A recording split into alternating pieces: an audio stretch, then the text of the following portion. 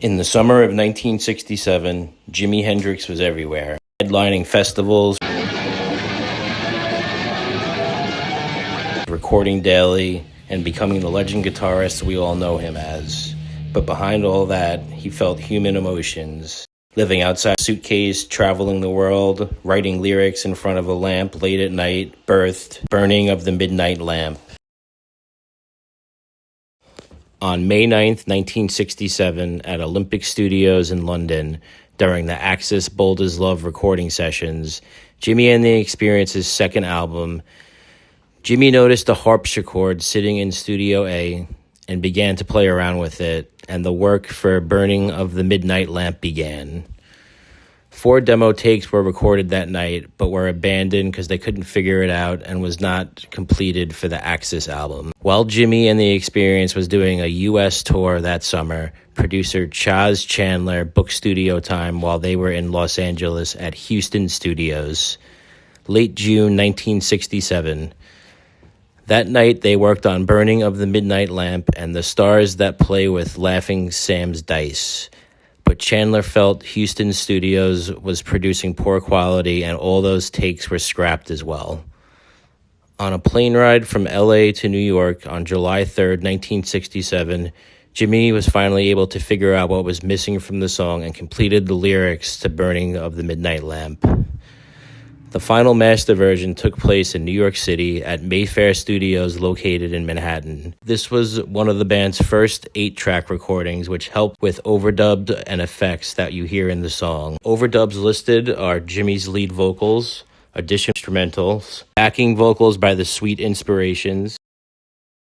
Over 30 takes were recorded during the July 6th, 7th studio session. Jimi Hendrix, later on in his music career, being known for using a wah-wah pedal in songs, this was where he began to master it. Also not a big keyboard player at the time, he just played random notes until he felt it matched the rest of the song. An effect that is used for this song was recording guitars at normal speed, then playing it back sped up for the visuals that we all heard. Hendrix himself stated the lyrics to this song came from a very lonely, personable place. Always being on the road, not having a real home to go home to every day, being up late at night with your own thoughts. The midnight lamp being as his last bit of hope or light left in his life. People that were close to him say this was one of his favorite songs he ever worked on because the lyrics showed his personal and human side instead of always being known as a master guitarist. Burning of the Midnight Lamp was released in the UK on August 19th, 1967 on Track Records, with The Stars That Play with Laughing Sam's Dice. Achieved chart success in Germany and the Netherlands and hit number 18 on UK's single charts. Released in the US September of 1968 as a B-side song to All Along the Watchtower. Officially released on Jimi Hendrix and the Experience's 3rd studio album, Electric Ladyland, more than a year after being promoted as a single. Before music video television, artists had to promote their music through live performances. They did so on shows throughout 1967. August 24th, Top of Pops, London BBC. September 5th, Swedish radio, Radiohost Stockholm. This recording was released on Stages and Jimi Hendrix Experience box set. Then on October 6th, BBC Top Gear Session, Playhouse Theatre, London.